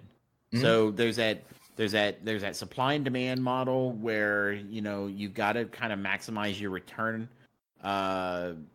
Where you drop it too low, you start losing money. You bring it up too high, you're losing money. There's that comfortable middle. So Yeah, I agree. no, I'm with you 100% on that. Vote with your dollar and tell them what you're willing to buy. That's right. So, well, that's pretty much the news for the week. I mean, like I said, other than the Dark Dimension, there hasn't really been much to talk about this week. If there has, I apologize. I was on vacation. I think worth it to miss a few MSF things. Worth it to go on vacation, that's for sure. Yeah, absolutely. Oh, it was so nice. So, I haven't thought about what I'm going to do. Whenever I go on my cruise, I actually legitimately don't know what I'm going to do with my, like, I'm going to have someone play for me or something, because I'm going to be out there for like 9 days without internet. Oh, yeah. Yeah, you'll do. definitely want somebody to at least log in and stuff for you. So, Yeah. yeah, I'll have to see what happens with that. You know, oh, wait, Irish is going with you, isn't he? Mm-mm. No, maybe you can get Irish to do it. Oh, he will. There's no way in hell. I'm telling you, he's not touching this game ever again. But like, he will not do it. I'll probably have to hand it off to you or something like that. Yeah. I'll give it to you or Chewy. I was gonna say me, Chewy, or maybe even Muggin. Chewy's got the magic fingers though, so I might be going with Chewy. Make him get me a couple million. That's kind of what I want. Look, you leave it to me, and I promise you, you're coming back to something special. All right. All right. Either way, it sounds like I'll have something to take care of me, so it'll be okay. Yeah.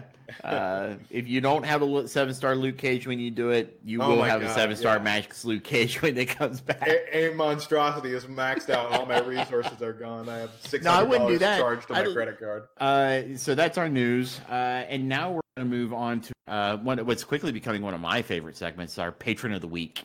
Oh, yeah. And so our Patron of the Week this week was our newest patron, Powwow. And Powwow asks, how did you get into comics? What age were you? What became your favorites? And how has your experiences with comics changed? So I'll let you open that one. Actually, I'm gonna flip it around and let you do that one first, because yours is far more interesting than mine. I can guarantee it. So I got into comics when I was very young. Started out with like kid comics and stuff. I personally didn't get into heavily into comics probably until the late 80s, early 90s. So right around my 14, 15, 16 when I umpired baseball in the summers, and I made like $15 a game, right? And I would turn around and I would spend that on comics. So I had the Spider-Man, like the gold cover Spider-Man. I got into Deathlock. I got into the X-Men. I got into Daredevil kind of heavy. It was very, very informative for those years, especially because one of my favorite comic books of all time is the Deathlock series. And it started out as like this four book miniseries that, chronicled the story of this guy who was a pacifist who found out that he was a cybernetics programmer, and found out that what he was working on was a death machine. And it's an awesome story, right? So it's beautiful. It's a beautiful story arc. I highly recommend everybody read it. It's just absolutely amazing. It's well done. I want to see Deathlock in the game. And then obviously, the Ultimate Spider-Mans, like the gold covers, the silver covers, when Peter Parker was basically found out that he was a clone of Ben Parker. And it was just so good.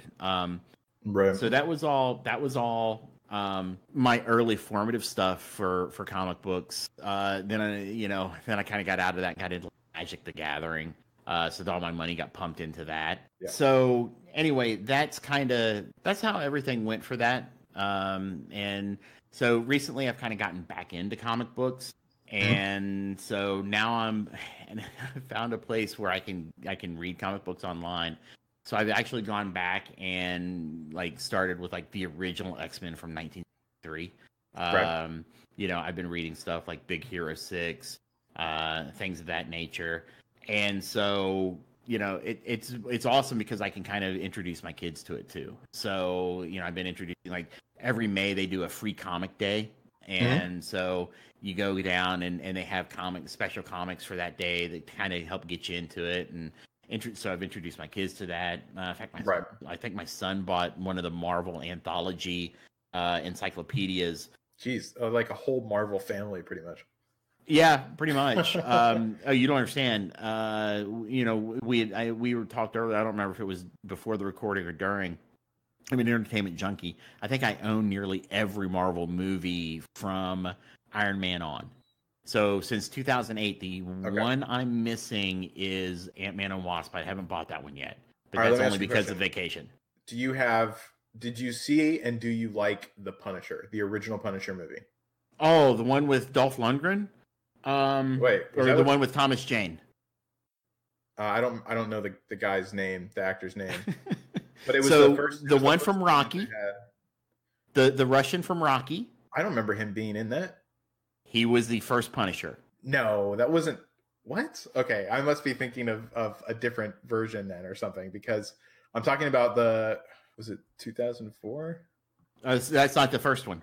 Okay, I didn't know that there was another one. I haven't been around as long as you. So yeah, I'm talking about. So what is this guy's name? This guy is Thomas Jane. Thomas Jane. Okay, so yeah. Yeah. Remember, I named. So the first one was 1989. Okay. Okay, there was a Punisher in 1989, and it was Dolph Lundgren. I had no idea. Is that worth watching? No, absolutely not. Okay. Wow. Yeah, I'm looking at it right now. That looks old as hell. The original Punisher. It was. I mean, you got to remember it was 1989, right? So Mhm. I don't remember a whole lot about that one. The Thomas Jane version was okay. I'll be honest with you. I think the best Punisher has been Shane from The Walking Dead. The one in the Defenders. Yeah. Dude, he has amazing. nailed that role, and I mean, he is so good there. Yeah, 100% agree. But so for I missed kind of what you said about the one that I was talking about, the one from 2004 with Thomas Jane. You said, yeah. So what did you think about that one? I really don't remember that one a whole lot. I'll have to go back and watch that one again. But that one, I don't remember that one too much. And I feel like I want to feel like I say that I've actually watched it recently. So I feel like you'd remember it. But I mean, yeah. My take on that one was that it was really good. I don't know how we got onto I probably veered us onto the Punisher somehow. Yeah, I did. But you did. Yeah, I mean, but Shane from The Walking Dead, definitely the most amazing one. But the first Punisher movie, I actually thoroughly enjoyed, and I thought that actor did an amazing job. But I was much younger, so I'm not sure how it holds up now to my standards. So yeah. I'm afraid to watch it back. That's why I was asking you what you thought about it. So you got to remember, involved opinion. The early noughties were kind of a hard time for Marvel movies. And for me, it wasn't really until 2008 when Iron Man, when Favre really rebooted the MCU. He booted up the MCU with the first Iron Man, and the ones before that really just kind of. We've got the two Hulk movies. I mean, I don't know how Ang Lee goes from doing Crouching Tiger, Hidden Dragon to that monstrosity of a movie for the Hulk with Banya. I thought the Norton Hulk movie was better. Right. But those are really the only ones that I can remember. Heavy MCU before Iron Man. Right. Yeah, I was a fan of. I've always been a huge fan of Edward Norton, so I I liked the movie at the time, but I think looking back, it would not hold up. Obviously, the best one is Mark Ruffalo because he's absolutely. amazing at it for sure. Oh yeah. Although I will say the other thing I liked about that was I'm a huge Tim Roth fan. Mm-hmm. If you've never seen Four Rooms, you need to. I have not, so I'll have to do that. You need to see Four Rooms. It's amazing. I already have like a laundry list of movies to watch from conversations with you and Chewy of you two telling me you need to watch this movie. all that are like before my time. So yeah. But yeah, all right. Well, so for me, was that the end of your answer, by the way? Yeah. I think I've prattled on and on for that one.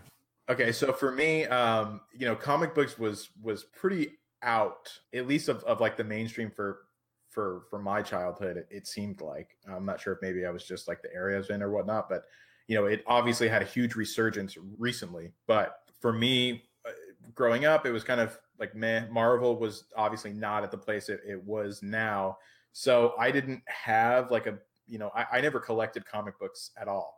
My exposure to Marvel was through a video game. So first I had I want to say, man, it was like Marvel Alliance Team Up or something. Do you know what I'm talking about? They had like four different versions. It was basically like, it was on Xbox. It was on PlayStation, I believe.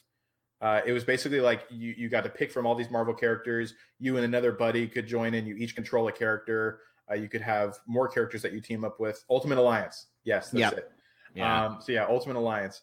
That game got me really into Marvel. Not like super into Marvel, but it got me into it a good bit. And then I'm a huge fighting game fan. And I played this one game that was still one of the best fighting games I've ever played to date. I want to say it was Marvel Inhumans or something like that. It was an amazing game. And it was basically like 3D environment. It wasn't 2D or anything. So you could run around and pick stuff up and throw it at people. If anyone that's listening live right now can remember the name of this game, I would greatly appreciate it. But oh my God, that game was so much. Yes, Marvel Nemesis. The game was so much fun. It was ridiculous. If they had it again right now in a version that I could put on my PS4, I would totally get it. So much fun. But yeah, those were kind of my intros into the Marvel universe. From there, I started really getting into the Marvel movies. So yeah, that was kind of it. That's why I wanted you to go first, because mine's pretty boring and it's pretty straightforward. It was all alternative sources of Marvel. It was not from the good old days of the comics. So I wish it was, because I truly have a hunger and drive to learn this stuff now, which is why I pretty much harass the elders for information about stuff all the time. And you've become someone I've go to quite a lot for Marvel information. So and Chewy too. Yeah, all you guys all know a lot about Marvel. So but yeah, it's so that kind of stuff. I just now got a Marvel Ultimate subscription.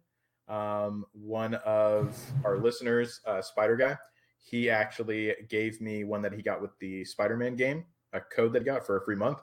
So I've been messing around on that, and I'm really enjoying that. I'm going to be extending it, paying for the month to month, so I can keep learning more and more, because it's just so ridiculously cool. I've never seen anything like it, having such a vast history behind it. I'm a huge narrative guy too, so I will only play games that I really feel like have a great story behind it. Otherwise, I immediately lose interest.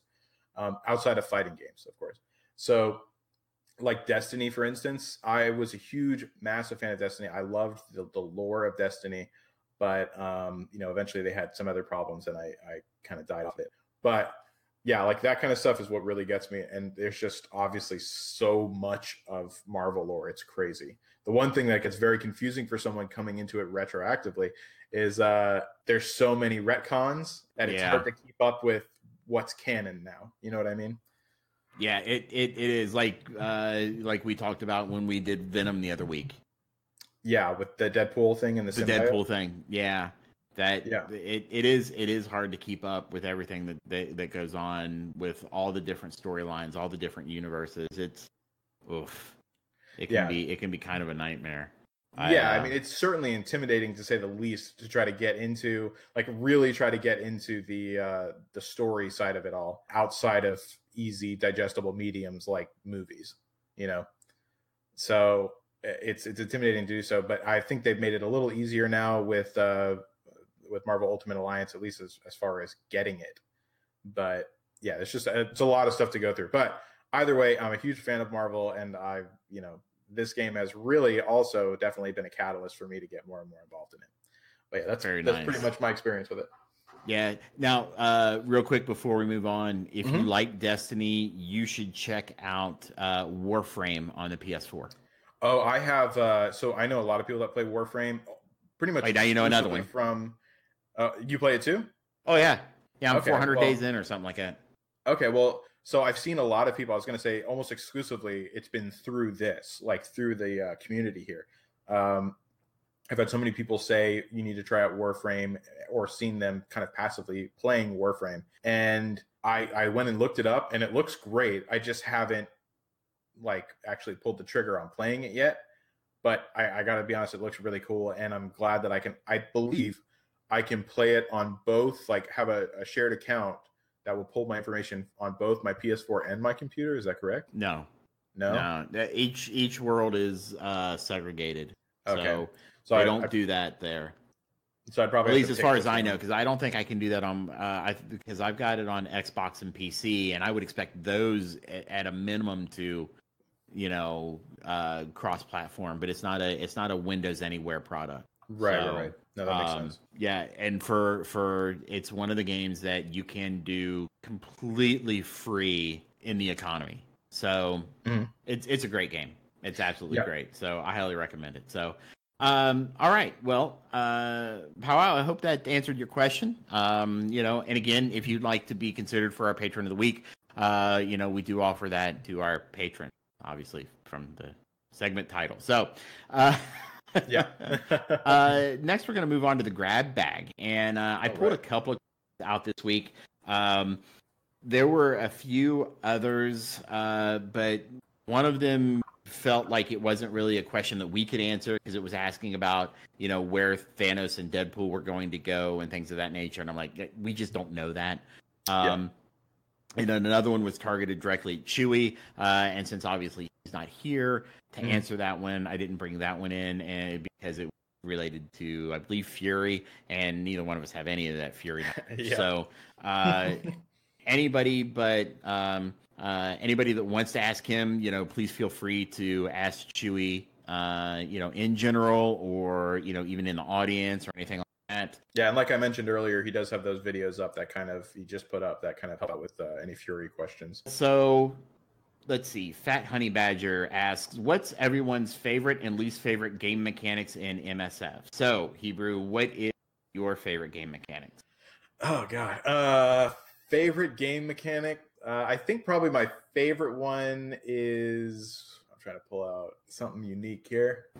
I'm going to go ahead and say mind control, the mind control ability. That's probably the coolest thing I've seen so far as kind of interesting little game mechanics that they put in for a particular character. I thought that was it's obviously a unique mechanic to him, and it does a lot of damage. It can really screw with you. And it was just really cool. As far as least favorite, I would say probably deflect, not because of what it does, but because I thought that it was better suited to do something else. I thought that it was originally, whenever I heard deflect, I thought that it was going to be, it deflects back a certain percentage of damage to the attacker, and I thought that would have actually been a really cool and interesting mechanic to use. Anyone that's ever used a Thornmail in League of Legends knows exactly what I'm talking about. But yeah, so I thought that would be a really interesting mechanic to put in. But instead, it kind of ended up being it's a block, basically. If I remember correctly. Yeah, it's a guaranteed block. I thought that was just a little lackluster, and they could have done a little bit more with it. Yeah. I know that's more static. I know that's more it's okay. Status effect based, but those are probably the most intricate and interesting to me. Yeah. My favorite game mechanic, boy, I really don't know. So this is both my, when you say game mechanic, I'm again going from like status effects, because like you, that's kind of how I think of that type of stuff. It's both. Well, I can tell you my least favorite is going to be counter. Mhm. Not counter itself, but counter that hits stealth. I don't think that counter should hit stealthed individuals. Yeah, Um, I think that that's probably one of my least favorite things. I agree with that. It just doesn't make sense. Yeah, game modes are not game mechanics, so I won't talk about Blitz. Yeah, that's an easy hate for both of That's an us, I easy think. hate for both of us. For favorite, oof, I really don't know. I think I like the way they're working some energies now. So Mhm. primarily like how the ability energy is given out. So one of my favorite game mechanics is the strategy of placing people properly on a team, Right. and so that you get the benefits of, hey, you've got somebody who stealths behind a tank, so when the Yeah. tank taunts it, or you get somebody who counters to break a chain. You get energy fed to adjacents, or people certain number of spots away. It's really interesting to me to on how to build those teams. I love being able to work those different dynamics. Right. I agree with that. Um, I think positioning is an underutilized strategy in this game. yeah, yeah, it's I really enjoy it, and I hope they don't go the route like in Star Wars. It used to be a big deal, because you know how you set people up, and then they started auto arranging your people so that like you couldn't, like some people would hide small characters behind larger characters, but they don't have the adjacent interactivity in that game that they do in this game. So I just hope they Right. don't go reshuffling your people, based on certain things. Yeah, That would be very bad. I agree with that.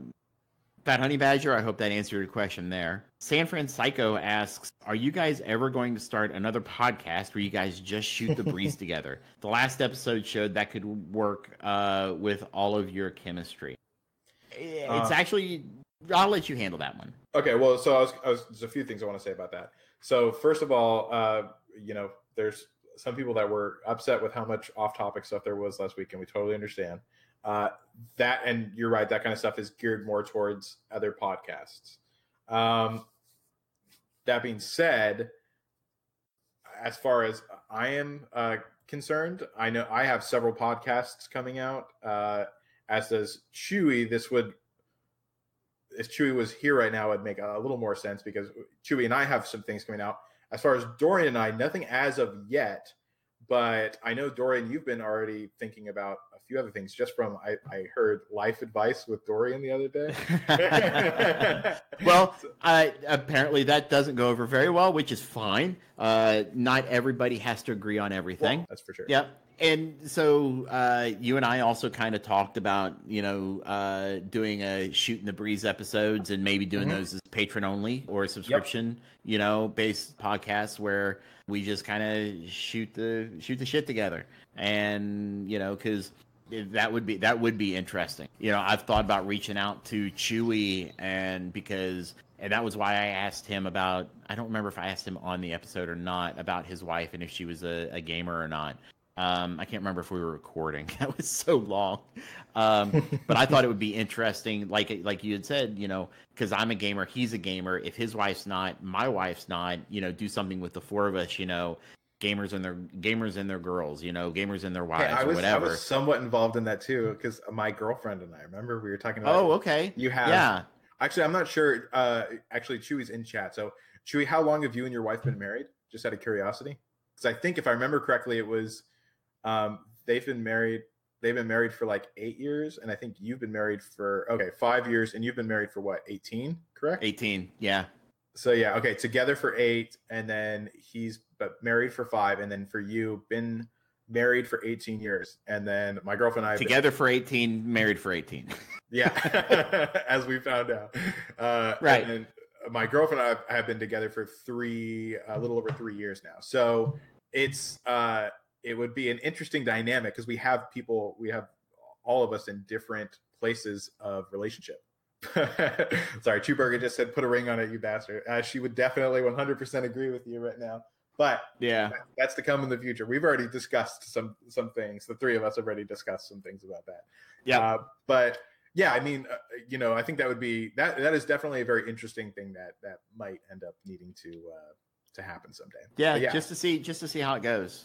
Now that is going to with six of us though. That would be a very long podcast. Oh remember yeah, I mean, remember when stuff, we did the Avengers Assemble? Assemble. Oof. Well, we'd have to put a lot more thought into that one. We bypassed that time consistently the past few episodes.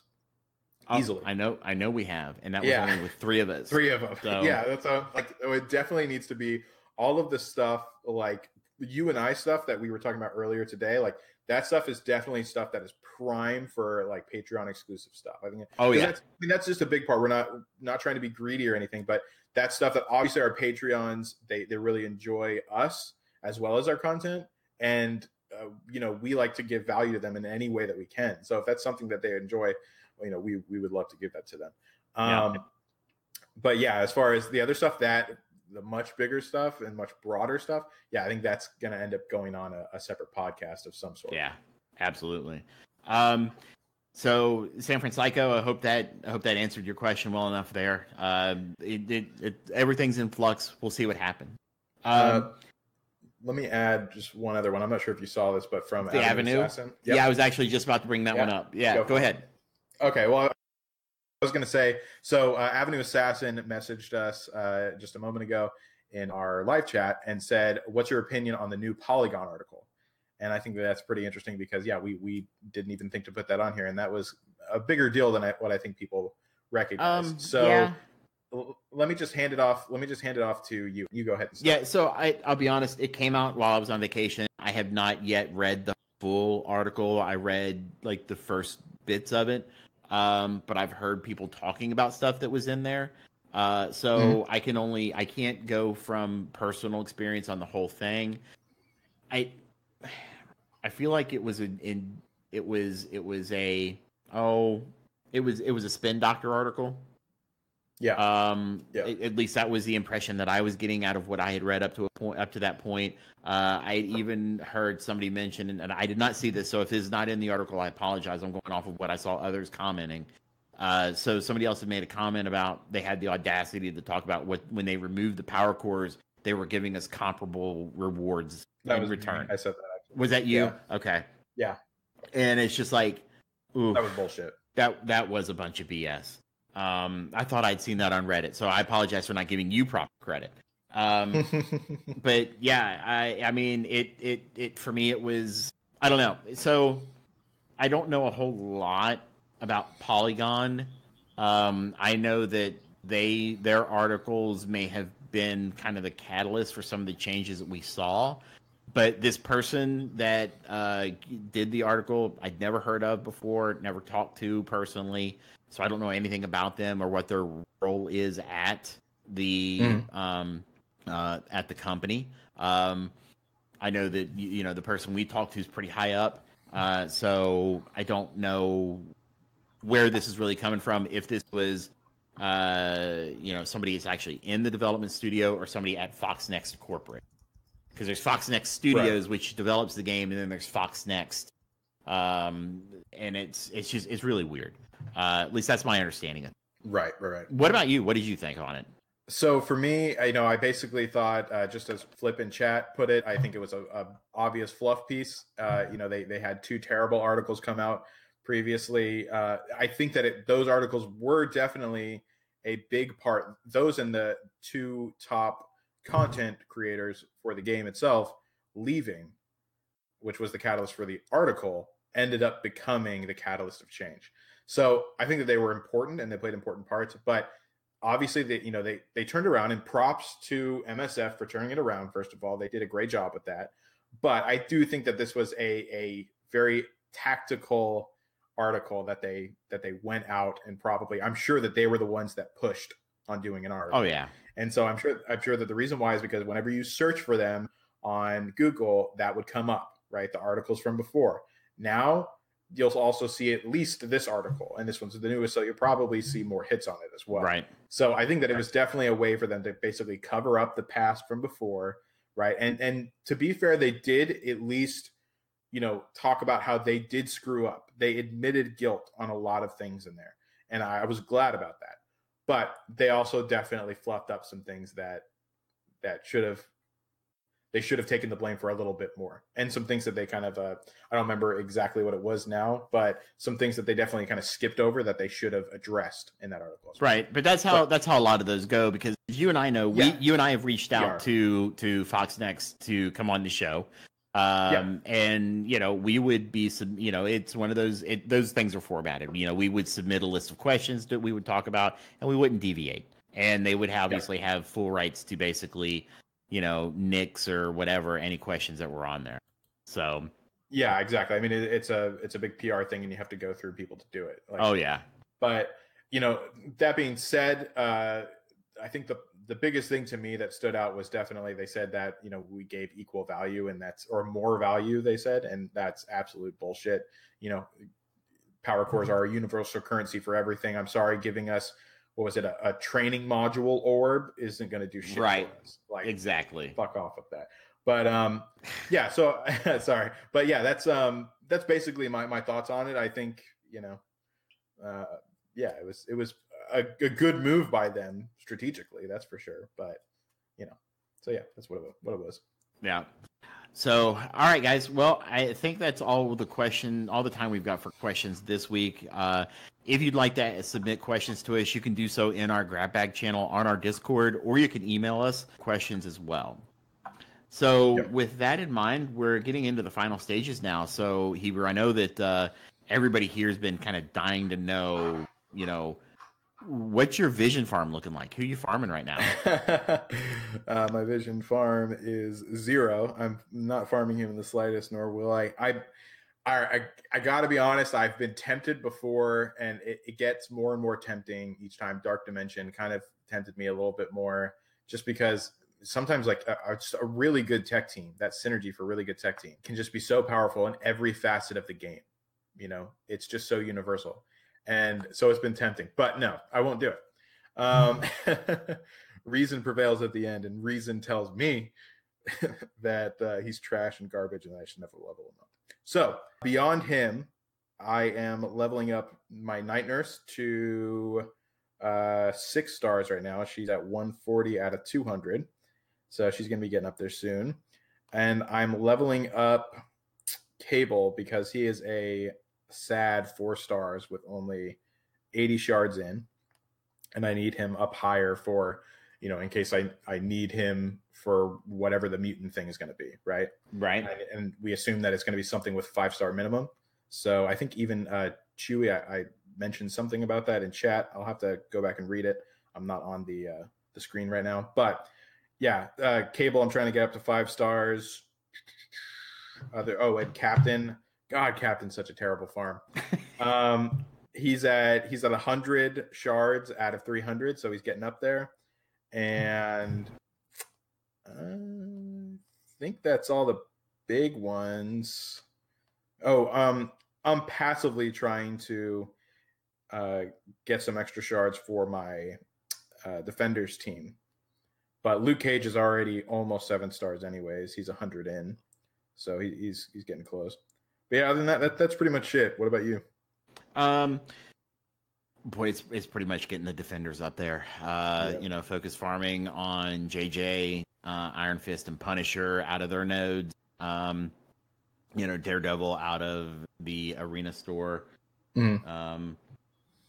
That's pretty much been my focus, because I don't have them all where I want them to be yet. So they're not all, only Luke is 7-star. The rest are sitting around the 5-star mark. Right. So they're going to be because raids are my favorite mode. They're going to be my team of choice for that. And they actually do some work in Blitz too. So yeah. I wouldn't say they're the best, but yeah, I think that you're right. They do some good work in Blitz. Well, I run them at 8-3, and I have no problem. Yeah, I think that they definitely do. There are better strategic team comps out there, but as far as being able to hold their own in Blitz, they do it very well for sure. Yep. And that's what makes them so good, is that they're very universal in every game mode. And how do you think that they're going to hold up in Dark Dimension? Boy, that's really hard to say, because with Luke being as slow as he is, he doesn't really get a chance to protect them as fast as I would like. And right now, every team I've really faced kind of focuses Punisher down pretty quick, and then they work on Iron Fist, because they're the two weakest on the team. Right. And so it's kind of hard to protect Punisher when, Luke doesn't have his abilities ready to go. And then it's always the question of, do I throw the defense up first, or do I throw the taunt up first? Both are going to go for 2 turns, but if I throw the taunt up before the defense is up, then he's going to get kind of hosed, because even though his armor is good, he's not absorbing as much as I'd like. So I'll have to see once I get them all to star how well that's going to go. I think they would hold their.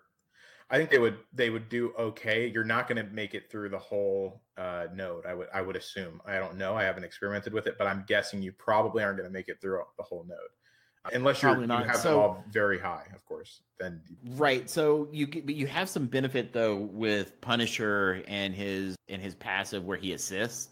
Mm-hmm.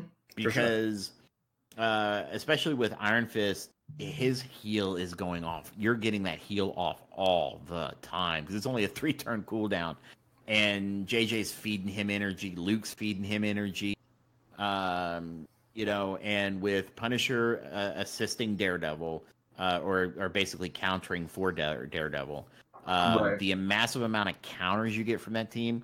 It's beautiful, especially in this alpha raid. Like, Miss Marvel will do her embiggen slap, and like all my 5 people just kind of, one after the other, just go hit her, and she gets that off once and she's done. Yeah, I think that if you pair up Miss Marvel, you might be a little bit better off instead of Punisher on this one, because you get a lot more sustain that way, and you can pull people off a lot more of your damage dealers. Sometimes the problem is, though, you lose damage output. Yeah. So it's kind of the I last longer, but I do less damage. If it winds up equalizing damage, then that's it depends on how much damage output overall. If the longer sustain gives you more damage over time, then having the Punisher higher damage over a shorter time frame, talking survivability, not like time limit, but survivability. Right. Then, it becomes which one does more. And that is one thing that I do like about what they've done with the Dark Dimension. You can see your team comps, and you can see what type of damage you've done with different team comps. Yep. And that actually is good when you're trying to come in the next day for the node, to be able to maybe put a different team together and experiment. And that's what I like. I want to be able to experiment with these. Yeah, I mean, that's actually a good point. I forgot to mention that earlier, was that, I mean, they allow you to experiment to the fullest pretty much. I'm not sure if they're going to change this or not, but at least as of right now, you can exit out of the game. You could straight up exit out, and those characters and the progress, granted, that you made will go back to full health, right? Yeah. So you can really get in there with whatever team comp you want, and you can try to mess around and do whatever, see what works best without actually losing anything. And then you can kind of figure out which team you want to go with, do your progress for the day, and it is what it is.